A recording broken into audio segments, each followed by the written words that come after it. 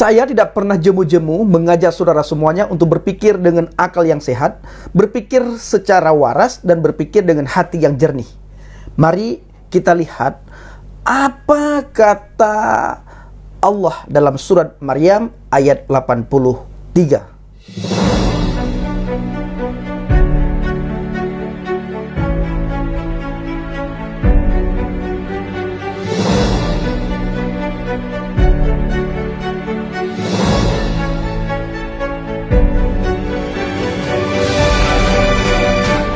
Haleluya, haleluya, shalom alaikum bismillahirrahmanirrahim, salam aki.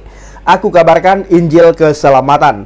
Bapak Ibu Risi Tuhan, ketemu lagi dengan saya Evangelis Abraham Effendi Usman. Bagaimana kabar saudara semuanya? Tentu luar biasa. Yes, wow. Kita itu sangat istimewa. Saya tidak pernah jemu-jemu mengajak saudara semuanya untuk berpikir dengan akal yang sehat, berpikir secara waras, dan berpikir dengan hati yang jernih. Mari kita lihat apa kata Allah dalam surat Maryam ayat 83. Di video kali ini kita masih membahas mengenai Allah mengutus setan kepada orang kafir untuk menggelabui orang kafir, untuk membuat orang kafir supaya orang kafir itu tambah melakukan dosa. Bukan untuk menginsafkan orang kafir, tetapi untuk mendorong orang kafir sehingga orang kafir itu semakin hari semakin berdosa, semakin hari semakin melakukan kesalahan, semakin hari semakin melakukan pelanggaran, dan semakin hari semakin jatuh dalam dosa, saudaraku. Nah, seharusnya Tuhan atau Allah Subhanahu wa taala tidak mengirimkan setan untuk membuat orang kafir jatuh dalam dosa, tetapi Allah mengutuskan seseorang untuk menginsafkan orang yang sudah jauh dari jalannya Allah, atau yang sudah jauh dari agamanya Allah, bukan tambah membuat orang kafir terperosok jatuh ke dalam dosa. Ayatnya mana Bang Pendi? Jangan asal ngomong kau ya, jangan asal nuduh kau ya. Kamu ini omdo, kamu selalu menghina dan menjelek-jelekkan. Tidak menghina, tidak menjelek-jelekkan, tidak asal nuduh, tidak omdo, omong doang. Ada ayatnya. Ini ayatnya. Surat Maryam ayat 83. Alam tara anna arsalna syayatin alal kafirina ta'udzuhum adzan. Artinya, tidakkah engkau melihat bahwa sesungguhnya kami telah mengutus setan-setan itu kepada orang-orang kafir untuk mendorong mereka berbuat maksiat dengan sungguh-sungguh. Bayangkan saudara, saya tidak habis pikir. Ayat ini saya renungkan kenapa Allah Subhanahu wa taala tega mengirimkan setan-setan kepada orang kafir untuk mendorong orang kafir sehingga orang kafir itu berbuat maksiat dengan sungguh-sungguh. Kalau ada orang yang jauh dari agama Allah, kalau ada orang yang jauh dari Allah, seharusnya Allah mengirimkan utusan untuk menginsafkan orang itu, untuk menegur orang itu, sehingga orang yang jauh dari Allah kembali kepada Allah. Orang yang sudah melenceng dengan syariat, orang yang sudah melenceng dari agama, bisa kembali ke jalan yang lurus, jalan yang benar. Seharusnya begini. Bukan setan yang dikirim untuk membuat orang kafir jatuh dalam dosa sehingga orang kafir itu terus-terusan berbuat maksiat dengan sungguh-sungguh. No, tidak seperti itu. Tetapi inilah yang terjadi di dalam surat Maryam ayat 83. Ini bukan perkataan saya, tetapi perkataan Allah sendiri, Bapak Ibu, di dalam Al-Quran. Kenapa? Ya, pertanyaannya, kenapa Allah tega mengirimkan setan-setan? Berbeda sekali dengan iman yang saya imani, dengan iman yang kita imani, saudara. Di dalam Alkitab ada suatu firman Tuhan yang sangat luar biasa mengajarkan saudara dan saya, di mana di situ ditulis dengan jelas, saudaraku, supaya kita ingat dan kita melakukan.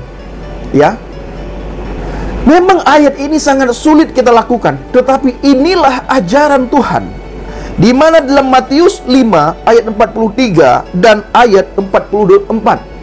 Di situ ditulis dengan sangat jelas, kamu telah mendengar firman, kasihilah sesamamu manusia dan bencilah musuhmu. Lalu Yesua maju, Bapak Ibu. Apa kata Yesua? Tetapi aku berkata kepadamu, aku berkata kepada kalian semua, dan aku berkata, Yesua berkata kepada kita, kasihilah musuhmu dan berdoalah bagi mereka yang menganiaya kamu. Berdoa bagi mereka yang menganiaya kita. Berdoa bagi mereka yang membenci kita. Berdoa bagi mereka yang jauh dengan Tuhan. Berdoa bagi mereka yang terus-terusan hidup dalam dosa, supaya mereka tidak jatuh dalam dosa, supaya mereka tidak lagi melakukan maksiat. Inilah yang diperintahkan oleh firman kepada setiap orang yang percaya, supaya kita mendoakan orang-orang yang jauh dari Tuhan, yang jauh dengan Tuhan, yang jauh dengan jalan Shiratal Mustaqim. Ketika kita melihat ada orang-orang di sekitar kita, mau agama apapun dia, baik dia membenci, menghina, mengolok-olok kita, firman Tuhan mengajarkan kita, samperin mereka, doakan mereka, dan ajak mereka kembali supaya mereka dekat dengan Tuhan, tidak jauh dari Tuhan, supaya mereka tidak jatuh dalam dosa, supaya mereka tidak jatuh dalam maksiat. Kenapa? Alkitab jelas sekali menulis, saudara, setiap pendosa dan orang-orang yang berdosa hukumannya maut, neraka, saudara, neraka. Ketika nyemplung ke sana, yang nyemplung ke sana adalah orang-orang yang berdosa. Dan di sana itu tempat yang kekal, bukan tempat yang sementara, bukan tempat yang sebentar. Di situ kita tidak bisa tamasya, kalau sudah selesai nanti kita keluar lagi, tidak bisa.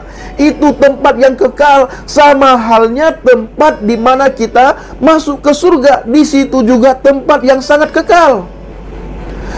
Jarak antara neraka dan surga itu jauh sekali, Bapak Ibu. Sangat jauh, terbentang pemisah yang jauh sekali, bukan dekat antara surga dan neraka. Sehingga dengan seenaknya kita bisa keluar dari neraka lalu kita masuk surga.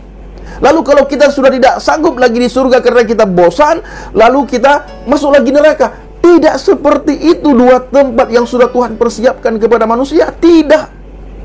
Orang yang berdosa pasti masuk neraka.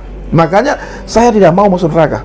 Teman-teman saya murtadin-murtadin yang lain tidak mau masuk neraka. Maka kami sudah menemukan jalan Shiratal Mustaqim, jalan yang benar. Sebelumnya di mana kami setiap hari, setiap waktu, setiap saat, ada jam-jam tertentu kami mencari dan mencari ihdinas siratal mustaqim. Ya Allah, tunjukilah kami ke jalan yang lurus. Yesua HaMasiah, dia berkata kepada umat manusia, akulah jalan, kebenaran dan hidup.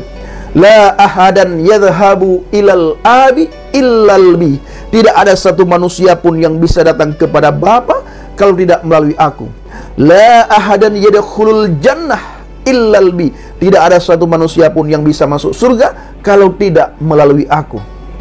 Inilah jalan yang lurus, inilah jalan yang benar itu, jalan yang sudah Tuhan tunjukkan di dalam firman tertulis Yohanes 14 ayat yang ke-6. Akulah jalan, kebenaran dan hidup. Tidak ada seorang pun yang datang kepada Bapa kalau tidak melalui aku. Ini saudara, kita harus pikirkan ini baik-baik. Ya, ini berbeda sekali ajaran Alkitab dengan ajaran saya dulu. Bayangkan, Allah mengutus setan-setan, ya, Allah mengutus setan-setan kepada orang kafir untuk mendorong orang kafir sehingga orang kafir itu berbuat maksiat dengan sungguh-sungguh.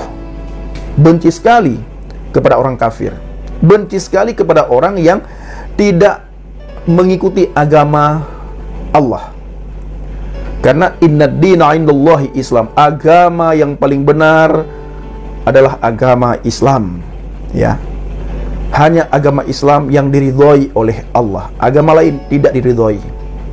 Jadi ketika ada orang di luar agama Islam yang berbuat maksiat, kalau kita melihat ayat itu adalah karena setan-setan telah diutus kepada orang-orang yang tidak beragama Islam, sehingga orang kafir itu didorong oleh setan untuk berbuat maksiat. Nah, ini saudaraku para pencinta Habaget. Tanamkan firman Tuhan kepada anak-anak kita, kepada pemuda-pemudi kita. Pastikan mereka berada di atas pondasi iman yang benar. Pastikan mereka memahami firman yang benar.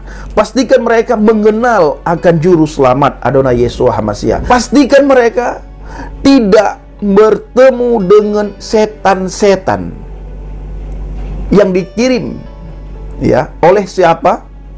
Seperti yang sudah saya bacakan tadi Bapak Ibu. Maka ajarin anak-anak kita, didik putra-putri kita, didik pemuda-pemudi kita akan firman Tuhan, sehingga mereka berdiri di atas pondasi iman yang benar. Ya, dan mereka tidak goyah, saudara. Dengan cara apapun, ketika datang guru palsu, iman mereka tidak goyah. Nah, inilah fungsi kita sebagai orang-orang yang sudah percaya. Kita ajari mereka, kita didik mereka, sehingga mereka berdiri di atas pondasi iman yang benar. Kita pastikan mereka selalu berada di dalam firman, sehingga tidak ada kekhawatiran, kegelisahan, ketakutan di dalam hati dan pikiran mereka. Maut itu tidak akan bisa menghantui mereka. Makanya Bapak Ibu, kita orang Kristen, mati itulah keuntungan bagi kita. Kenapa? Karena mati kita bukan mudah-mudahan kita masuk surga, bukan, tetapi mati kita pasti masuk surga. Makanya selama kita hidup, sebelum nyawa pisah dari tubuh jiwa kita, ya, sebelum nyawa pisah dari kita, dari tubuh kita Bapak Ibu, pastikan kita beriman, bertakwa, dan pastikan kita tinggal di dalam firman Tuhan. Kiranya video singkat ini menjadi berkat bagi kita semuanya. Shalom alaikum bishim hamasiah, salam aki. Aku kabarkan Injil keselamatan. Bapa Yahweh bishim Adonai Yeshua HaMashiach Ruach HaKodesh memberkati kita semua. Haleluya, amin, salam murtadin. Saya mengucapkan terima kasih kepada Bapak Ibu yang selalu mendukung pengajaran Habaget, baik melalui doa, dana, motivasi yang saudara berikan untuk Habaget. Terus dukung dalam doa, karena beberapa hari ke depan Habaget akan berangkat ke Pekanbaru Bapak Ibu. Dukung dalam doa agar pelayanan, penginjilan kita berjalan dengan lancar, banyak jiwa-jiwa dimenangkan, dan banyak orang bisa mengenal kebenaran. Karena hanya dengan kebenaran kita bisa dimerdekakan, dan hanya dengan kebenaran kita bisa masuk surga. Yesus sendiri adalah kebenaran yang sejati. Akulah jalan, kebenaran, dan hidup. Tidak ada seorang pun yang bisa datang kepada Bapa kalau tidak melalui aku. Terima kasih.